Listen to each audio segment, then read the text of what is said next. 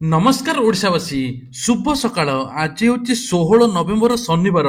ଆଜି ରହିଛି ଦେଶ ବିଦେଶ ଜିଲ୍ଲାର ଗୁରୁତ୍ୱପୂର୍ଣ୍ଣ ଖବର, ଯାହା ଆପଣମାନେ 5ରୁ 10 ମିନିଟ୍ ସମୟ ଦେଇ ଦେଖିପାରିବେ। ତେବେ ଖବରଟି ଦେଖିବା ପୂର୍ବରୁ ଆପଣମାନଙ୍କୁ ଗୋଟିଏ ଅନୁରୋଧ, ଆପଣଙ୍କର ଜିଲ୍ଲାକୁ ଭଲ ପାଉଥିଲେ ଭିଡ଼ିଓଟିକୁ ଲାଇକ୍ କରି କମେଣ୍ଟରେ ଆପଣଙ୍କର ଜିଲ୍ଲାର ନାଁ ଲେଖିଦେବେ, ଯାହାଫଳରେ ତୁରନ୍ତ ଆପଣଙ୍କର ଜିଲ୍ଲାର ଖବର ମଧ୍ୟ ପାଇପାରିବେ। ତେବେ କ'ଣ ରହିଛି ଆଜିର ଗୁରୁତ୍ୱପୂର୍ଣ୍ଣ ଖବର, ଚାଲନ୍ତୁ ଜାଣିବା। ମୁଖ୍ୟମନ୍ତ୍ରୀ ବଡ଼ ଘୋଷଣା, ନଭେମ୍ବର ମାସରେ ବଦଳିଲା ସବୁ ନିୟମ, ଭତ୍ତା ଟଙ୍କା, ସୁଭଦ୍ରା ଟଙ୍କା, ଏମିତି ଅନେକ ଗୁଡ଼ିଏ ଖବର ଅଛି ଯାହା ଆପଣମାନେ ଜାଣିପାରିବେ। ନମ୍ବର 1, ବିଦେଶରୁ ଆସିବ ନିବେଶ। 17ରୁ 4 ଦିନିଆ ସିଙ୍ଗାପୁର ଗସ୍ତରେ ଯିବେ ମୁଖ୍ୟମନ୍ତ୍ରୀ ମୋହନ ଚରଣ ମାଝୀ। ସେପଟେ ମୁଖ୍ୟମନ୍ତ୍ରୀ ଏବେ ଗୋଟିଏ ପରେ ଗୋଟିଏ ପ୍ରକଳ୍ପ କରିବାରେ ବ୍ୟସ୍ତ।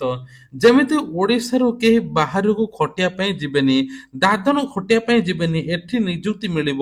ଏଣୁ ଏନେଇ ଚିନ୍ତାରେ ଏବେ ମୁଖ୍ୟମନ୍ତ୍ରୀ ମୋହନ ଚରଣ ମାଝୀ। ତେବେ ଆସନ୍ତା 17 ତାରିଖରେ 4 ଦିନିଆ ଗସ୍ତରେ ସିଙ୍ଗାପୁର ଯାଉଛନ୍ତି ମୁଖ୍ୟମନ୍ତ୍ରୀ। ତାଙ୍କ ସହିତ ଶିଳ୍ପ ମନ୍ତ୍ରୀ ମଧ୍ୟ ଯାଉଛନ୍ତି। ତେବେ କୁହାଯାଉଛି ଯେ ବିଦେଶରୁ ଆସିବ ନିବେଶ, ଯାହାଫଳରେ ବଡ଼ ବଡ଼ ପ୍ରକଳ୍ପ ହେବ। ଓଡ଼ିଶାରେ ପ୍ରକଳ୍ପ ହେଲେ ଓଡ଼ିଶା ରାଜ୍ୟର ମଧ୍ୟ ଉନ୍ନତି ହେବ। ତା ସହିତ ମଧ୍ୟ ଦାଦନ ଖଟିବା ପାଇଁ ଆଉ ବାହାରକୁ ଯିବେନି। ତେବେ ଆଜି ଶ୍ରଦ୍ଧାଳୁଙ୍କ ପାଇଁ ଖୋଲିବ ଶ୍ରୀମନ୍ଦିରର 4 ଦ୍ୱାର। ଶ୍ରଦ୍ଧାଳୁ 3 ଦ୍ୱାର ଦେଇ ପ୍ରସ୍ଥାନ କରିବେ। ଶ୍ରୀମନ୍ଦିର 4 ଦ୍ୱାର ପ୍ରବେଶ କରିବେ ଶ୍ରଦ୍ଧାଳୁ। ସିଂହ ଦ୍ୱାର ଦେଇ ଶ୍ରଦ୍ଧାଳୁଙ୍କ ପ୍ରସ୍ଥାନକୁ ସମ୍ପୂର୍ଣ୍ଣ ବାରଣ କରାଯାଇଛି। ଅର୍ଥାତ୍ ଶ୍ରଦ୍ଧାଳୁମାନେ 3 ଦ୍ୱାର ଦେଇ ପ୍ରସ୍ଥାନ କରିବେ। ସେବକ ଏବଂ ତାଙ୍କ ପରିବାର ପାଇଁ କଟକଣା ଲାଗୁ ହେବ ନାହିଁ। ସେବକ ଓ ତାଙ୍କ ପରିବାର ବର୍ଗ ସମସ୍ତ ଦ୍ୱାରରେ ପ୍ରବେଶ କରିପାରିବେ ଏବଂ ପ୍ରସ୍ଥାନ ମଧ୍ୟ କରିପାରିବେ। ପଞ୍ଚୁକ ପାଇଁ କେବଳ ସିଂହଦ୍ୱାରରେ ପ୍ରବେଶ ପ୍ରସ୍ଥାନ କରୁଥିଲେ ଶ୍ରଦ୍ଧାଳୁ। କାର୍ତ୍ତିକ ମାସ ପରବର୍ତ୍ତୀ ଦର୍ଶନ ବ୍ୟବସ୍ଥା ନେଇ ଶ୍ରୀମନ୍ଦିର ମୁଖ୍ୟ ପ୍ରଶାସକ ଅଧ୍ୟକ୍ଷତାରେ ଗୁରୁତ୍ୱପୂର୍ଣ୍ଣ ବୈଠକ ଅନୁଷ୍ଠିତ ହୋଇଥିଲା। ଆଉ ଆଜିଠୁ ଶ୍ରୀମନ୍ଦିରରେ 4 ଦ୍ୱାର ଖୋଲିବା ପାଇଁ ସରକାର ନିଷ୍ପତ୍ତି ନେଇଛନ୍ତି। ମିସ୍ ଟିନ୍ ୟୁନିଭର୍ସ 2024 ଟାଇଟଲ ହାତେଇଲେ କିଡ୍ ଛାତ୍ରୀ କ୍ରିଷ୍ଣା ରାଓ। ଆଉ ଶୁଭେଚ୍ଛା ଜଣାଇଲେ ରାଜ୍ୟପାଳ ଆଉ ପୂର୍ବତନ ମୁଖ୍ୟମନ୍ତ୍ରୀ। ତେବେ ୟୁନିଭର୍ସ 2024 ଟାଇଟଲ ହାତେଇବା ପରେ ଓଡ଼ିଶା ଫେରିଲେ କିଡ୍ ଛାତ୍ରୀ କ୍ରିଷ୍ଣା ରାଓ। ଓଡ଼ିଶା ପାଇଁ ଗର୍ବ ଏବଂ ଗୌରବ। ଏହି ସଫଳତା ହାସଲ କରି ଦେଶ ତଥା ରାଜ୍ୟର ଗୌରବ ଆଣିଛନ୍ତି। କ୍ରିଷ୍ଣାଙ୍କ ସଫଳତା ପାଇଁ ମହାନିଗମ ରାଜ୍ୟପାଳ ମଧ୍ୟ ଶୁଭେଚ୍ଛା ଜଣାଇଛନ୍ତି। କାଲି ଆଉ ଛାଡ଼ ଖାଇ କରିପାରିବେ ନାହିଁ ଲୋକେ। ଅର୍ଥାତ୍ ଆଜି ଶନିବାର ପଡୁଥିବାରୁ ଛାଡ଼ ଖାଇ କରିପାରିବେ ନାହିଁ ଲୋକେ।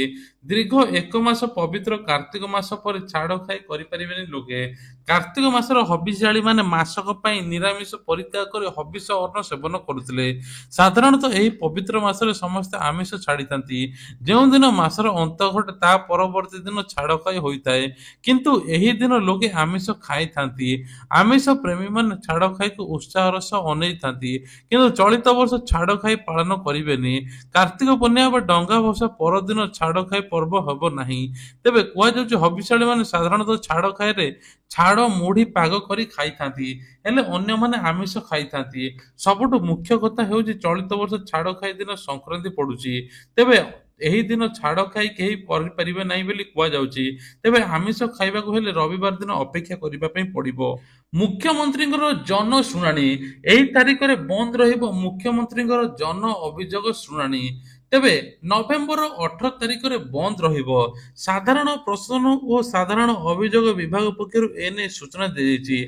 ଆସନ୍ତା 18 ତାରିଖ ସୋମବାର ଦିନ ୟୁନିଟ୍ 5 ଭୁବନେଶ୍ୱରସ୍ଥିତ ମୁଖ୍ୟମନ୍ତ୍ରୀ ଅଭିଯୋଗ ପ୍ରକୋଷ୍ଠରେ ମୁଖ୍ୟମନ୍ତ୍ରୀ ଅଭିଯୋଗ ଶୁଣାଣି କାର୍ଯ୍ୟକ୍ରମ ବନ୍ଦ ରହିବ। ସେପଟେ ଆଗରୁ ଯେଉଁମାନେ ପଞ୍ଜୀକରଣ ନିଜ ନାମ କରିଛନ୍ତି, ଆର ସୋମବାରରେ ଆସିବା ପାଇଁ ମୁଖ୍ୟମନ୍ତ୍ରୀ ମଧ୍ୟ ଘୋଷଣା କରିଛନ୍ତି। ସେଭ୍ କରନ୍ତୁ ଏହି 3ଟି ନମ୍ବର।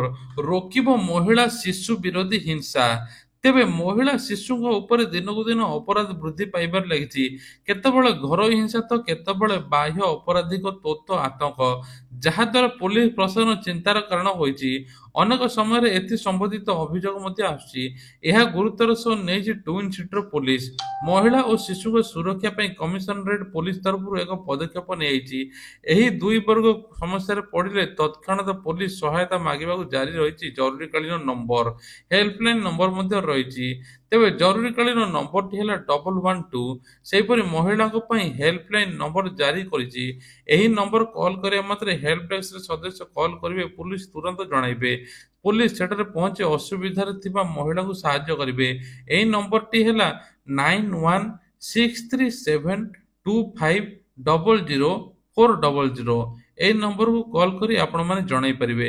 ସେହିଭଳି ଶିଶୁ ନିର୍ଯାତନା ରୋକିବା ପାଇଁ ଆଉ ଗୋଟେ ହେଲ୍ପଲାଇନ୍ ନମ୍ବର ଅଛି 1098 1098 କି କଲ୍ କରି ମଧ୍ୟ ଆପଣମାନେ ଜଣାଇ ପାରିବେ। ମିଛ କହୁଥିଲେ ପୂର୍ବ ସରକାର, ଆଶ୍ରମ ସ୍କୁଲରେ ପିଲା ପାଉନଥିଲେ ଭଲ ଗଣ୍ଡେ ଖାଇବା ପାଇଁ। ଏନେଇ ମୁଖ୍ୟମନ୍ତ୍ରୀ ମୋହନ ଚରଣ ମାଝୀ ଆଜି ଘୋଷଣା କରିଛନ୍ତି। ହଷ୍ଟେଲର ପିଲା ଲୁଣ ସହିତ ଭାତ ଖାଇବା ପାଇଁ ବାଧ୍ୟ ହେଉଥିଲେ, ସେମାନଙ୍କୁ ସ୍ୱତନ୍ତ୍ରତା ଦିଆଯାଉନଥିଲା। ମୁଖ୍ୟ ସ୍ରୋତରେ ସାମିଲ କରିବାକୁ କୌଣସି ଠୋସ୍ ପଦକ୍ଷେପ ନିଆଯାଉନଥିଲା ବୋଲି କହିଛନ୍ତି ମୁଖ୍ୟମନ୍ତ୍ରୀ। ଆମ ଜନଜାତୀୟ ଗୌରବ ଦିବସରେ ମୁଖ୍ୟମନ୍ତ୍ରୀ କହିଛନ୍ତି ଯେ ଗତ ସରକାର କରୁଥିଲେ ଆଦିବାସୀଙ୍କ ସାଙ୍ଗରେ ଅଛୁ, ହେଲେ ଆଦିବାସୀଙ୍କ ଶିକ୍ଷା ସ୍ୱାସ୍ଥ୍ୟରେ ସମ୍ପୂର୍ଣ୍ଣ ଅବହେଳା କରିଥିଲେ। ହଷ୍ଟେଲ ଗୁଡ଼ିକରେ ଛାତ୍ରଛାତ୍ରୀ ଖାଇବାକୁ ପାଉନଥିଲେ ପୁଷ୍ଟିକର ଖାଦ୍ୟ, ସେମାନଙ୍କୁ ଉଚିତ ଶିକ୍ଷା ମଧ୍ୟ ଦିଆଯାଉନଥିଲା। ତେବେ ସରକାର ବଦଳିଛି, ବିଜେପି ସରକାର ଏହି କାମ ଉପରେ ଗୁରୁତ୍ୱ ଦେବ ବୋଲି କୁହାଯାଉଛି। ସୁଭଦ୍ରା ଯୋଜନାକୁ ନେଇକି ବଡ ଅପଡେଟ, ଉପମୁଖ୍ୟମନ୍ତ୍ରୀଙ୍କର ବଡ ଘୋଷଣା। ଏଥର ସୁଭଦ୍ରା ଯୋଜନାରେ କାହାର ଜମି ଅଛି ଆରଆଇ ଦ୍ୱାରା ଏବେ ସବୁ ଯାଞ୍ଚ ହେବ। ତେଣୁ କିଛି ଲୋକଙ୍କର ଫର୍ମ ମଧ୍ୟ ରିଜେକ୍ଟ ହୋଇଛି। ପୂର୍ବରୁ 2,67,000 ଫର୍ମ ରିଜେକ୍ଟ ହୋଇଥିଲା, ତାଙ୍କୁ ମଧ୍ୟ ଯାଞ୍ଚ ଚାଲିଛି। ତେବେ ଏବେ ମଧ୍ୟ କିଛି ଫର୍ମ ରିଜେକ୍ଟ ହୋଇଛି। ଆଉ ଯେଉଁମାନଙ୍କ ରିଜେକ୍ଟ ହୋଇନି ତାଙ୍କୁ ଖୁବ୍ ଜଲଦି ଟଙ୍କା ମିଳିବା ପାଇଁ ଯାଉଛି ବୋଲି କୁହାଯାଉଛି। ଯେଉଁମାନେ 17 ତାରିଖ ପୂର୍ବରୁ ଆବେଦନ କରିଥିଲେ ତାଙ୍କୁ ମଧ୍ୟ ଟଙ୍କା ମିଳିଯିବ। ତେଣୁ ଆପଣମାନେ ଥରୁଟିଏ ଦେଖିଦିଅନ୍ତୁ ଆପଣଙ୍କର ଲିଙ୍କ ଅଛି କି ନାହିଁ, ତା ସହିତ ଆପଣଙ୍କ ଷ୍ଟାଟସ୍ ମଧ୍ୟ ଚେକ୍ କରନ୍ତୁ, ଯାହାଫଳରେ ଆପଣଙ୍କୁ ତୁରନ୍ତ ଟଙ୍କା ମିଳିବ ବୋଲି ପ୍ରଭାତୀ ପରିଡ଼ା କହିଛନ୍ତି। ଯାନ୍ତ୍ରିକ ତ୍ରୁଟି ଯୋଗୁଁ ଦେଓଘରରେ ଜରୁରୀକାଳୀନ ଅବତରଣ କଲା ପ୍ରଧାନମନ୍ତ୍ରୀଙ୍କ ବିମାନ। ଟ୍ରାଫିକ କଣ୍ଟ୍ରୋଲରୁ ଅନୁମତି ନ ମିଳିବାରୁ ଗୋଡାରେ 45 ମିନିଟ୍ ଅଟକି ରହିଲେ ରାହୁଲ ଗାନ୍ଧୀ। ତେବେ ବିମାନରେ ଯାନ୍ତ୍ରିକ ତ୍ରୁଟି କାହିଁ ଅଟକିଲେ ପ୍ରଧାନମନ୍ତ୍ରୀ ନରେନ୍ଦ୍ର ମୋଦି? ଏଥିପାଇଁ ଝାରଖଣ୍ଡ ଦେଓଘର ବିମାନ ବନ୍ଦରରେ କିଛି ସମୟ ପାଇଁ ଅଟକିବାକୁ ପଡ଼ିବାରୁ ବିଳମ୍ବରେ ଦିଲ୍ଲୀକୁ ଫେରିଥିଲେ ମୋଦି। ଆଜି ନିର୍ବାଚନ ପ୍ରଚାର ପାଇଁ ଝାରଖଣ୍ଡ ଗସ୍ତରେ ଥିଲେ। ଆଦିବାସୀ ନେତା ବିର୍ସା ମୁଣ୍ଡାଙ୍କ ଜୟନ୍ତୀରେ ଆୟୋଜିତ ହୋଇ କାର୍ଯ୍ୟକ୍ରମରେ ଗୌରବ ଦିବସ ଉପଲକ୍ଷେ 2ଟି ଜନସଭା ଯୋଗ ଦେଇଥିଲେ। ଏସବୁ କାର୍ଯ୍ୟକ୍ରମ ସାରି ମୋଦି ନୂଆଦିଲ୍ଲୀ ଫେରିବାକୁ ଏୟାରପୋର୍ଟ ଯିବା ବେଳେ ତାଙ୍କ ବିମାନରେ ଯାନ୍ତ୍ରିକ ତ୍ରୁଟି ଜଣାପଡ଼ିଥିଲା। ଆଉ ତୁରନ୍ତ ମଧ୍ୟ ତାଙ୍କୁ ଫେରା ହୋଇଥିଲା। ଆଉ ତୁରନ୍ତ ତାଙ୍କୁ ସଜଡ଼ା ପାଇଁ ଲାଗିଥିଲେ ବିମାନର କର୍ମଚାରୀ। ତେବେ ବାୟୁସେନାର ସ୍ୱତନ୍ତ୍ର ବିମାନରେ 2 ଘଣ୍ଟା ବିଳମ୍ବରେ ଫେରିଛନ୍ତି ନରେନ୍ଦ୍ର ମୋଦି। ପେସା ଆଇନ ପାଇଁ ଫିଟିଲା ବାଟ, ଖୁବ୍ ଶୀଘ୍ର ହୋଇପାରେ ଲାଗୁ। ବିଜେପି ସରକାର ଆସିବା ପରେ ପେସା ଆଇନ ଲାଗୁ ହେଉଥିବା ପ୍ରତିଶ୍ରୁତି ଦେଇଥିଲା ଦଳ। ତେବେ ଆଉ ଏବେ ଏଥିପାଇଁ ବାଟ ଫିଟୁଛି। ବିର୍ସା ମୁଣ୍ଡାଙ୍କ 150ତମ ଜୟନ୍ତୀ ଅବସରରେ ଆୟୋଜିତ ଜନଜାତୀୟ ଗୌରବ ଦିବସରେ ଆଦିବାସୀଙ୍କ ବିକାଶ ଓ ସୁରକ୍ଷା ପାଇଁ 1500 କୋଟିରୁ ଅଧିକ ଟଙ୍କାର ଶିଳାନ୍ୟାସ କରିବେ ଏବଂ ପେସା ଆଇନ ପାଇଁ ପ୍ରକ୍ରିୟା ଆରମ୍ଭ ହୋଇଛନ୍ତି ବୋଲି ମୁଖ୍ୟମନ୍ତ୍ରୀ ମୋହନ ଚରଣ ମାଝୀ କହିଛନ୍ତି। ବାଲିଯାତ୍ରା ଆଜିଠୁ ଆରମ୍ଭ, ଏନେଇ ସରକାରଙ୍କର ମଧ୍ୟ ଚଳଚଞ୍ଚଳ। ତେବେ ଗତକାଲି ମୁଖ୍ୟମନ୍ତ୍ରୀ ମୋହନ ଚରଣ ମାଝୀ ବାଲିଯାତ୍ରା ଉଦ୍ଘାଟନ କରିଥିଲେ। ବାଲିଯାତ୍ରାରେ 25ଟି ଷ୍ଟଲ୍ ପଡ଼ିଛି, ତା ସହିତ ଉପର ତଳ ପଡ଼ିଆରେ ମଧ୍ୟ ବହୁତ ପ୍ରକାର ଲୋକ ଆସିବେ। ପାଖାପାଖି 40 ଲକ୍ଷରୁ ଅଧିକ ଲୋକ ଏଇଠି ଆସନ୍ତି ବୋଲି କୁହାଯାଉଛି। ଏଥର ଗ୍ରୀନ୍ କରିଡର ସହିତ ମହିଳାଙ୍କ ସୁରକ୍ଷା ପାଇଁ ସ୍ୱତନ୍ତ୍ର ଟିମ୍ ମଧ୍ୟ ରହିଛି। ଯାତାୟାତ ଏବଂ ଟ୍ରାଫିକ ବ୍ୟବସ୍ଥା ସମସ୍ୟା ମଧ୍ୟ ଟ୍ରାଫିକକୁ ଜଣାଯାଇଛି। ତେଣୁ କୌଣସି ଅସୁବିଧା ହେବ ନାହିଁ ଏଥର ଉପଭୋକ୍ତାମାନଙ୍କୁ। ତେବେ ମିଲେଟ୍ ମିଶନରେ ଦୁର୍ନୀତିର ଗନ୍ଧ, ଯୋଜନା ଟଙ୍କା କେଉଁଠି ଖର୍ଚ୍ଚ ହେଉଛି ଉଠିଲା ପ୍ରଶ୍ନ। ରାଜ୍ୟରେ ଅପପୁଷ୍ଟି ଶିକାର ହୋଇଛି ସବୁଠାରୁ ପୁଷ୍ଟିକର ଖାଦ୍ୟ ମାଣ୍ଡିଆ। ଚାଷୀଙ୍କ ଅଭିଯୋଗ ପ୍ରମାଣିତ କରୁଛି ଅନେକ ସ୍ଥାନରେ ଫେଲ ମାରିଛି ମିଲେଟ୍ ମିଶନ। ପ୍ରକୃତ ଚାଷୀ ସହାୟତା ପାଇନଥିବା ବେଳେ ଯୋଜନା ଟଙ୍କା କେଉଁଠି ଖର୍ଚ୍ଚ ହେଉଛି ତାକୁ ନେଇ ଉଠିଛି ପ୍ରଶ୍ନ। ମିଲେଟ୍କୁ ନେଇ ମେଳା ମହୋତ୍ସବ ହେଉଥିଲେ ମଧ୍ୟ ମିଶନ ଏବେ କିନ୍ତୁ ସଫଳତା ପାଇନାହିଁ। ତେବେ ଚାଷୀଙ୍କ ଅଭିଯୋଗ ଉପରେ ପଦକ୍ଷେପ ନିଆଯିବ ବୋଲି କହିଛି ପ୍ରଶାସନ। ମିଲେଟ୍ ମିଶନରେ ଦୁର୍ନୀତିର ଗନ୍ଧ, ଆଉ ଯୋଜନା ଚାଲିଛି ଏହା ମେଳା ମହୋତ୍ସବ। ଖୁବ୍ ଜଲଦି ଏହା କୋଉ ଦୁର୍ନୀତି ଚାଲିଛି, କିଏ କୋଉଠୁ ନଉଛି, ଟଙ୍କା କୋଉଠୁ ଅଟକୁଛି, ଆଉ ରାଜ୍ୟରେ କାହିଁକି ପୃଷ୍ଟିହୀନ ଖାଦ୍ୟ କାହିଁକି ମିଳୁନି, ସେ ନେଇ ମଧ୍ୟ ତଦନ୍ତ ଚାଲିବ। ଭତ୍ତା ଟଙ୍କାକୁ ନେଇକି ବଡ ଖବର, ଯାଜପୁରରେ ଏବେ 894 ଜଣ ଭତ୍ତା ଟଙ୍କା ହାତେଇଥିଲେ।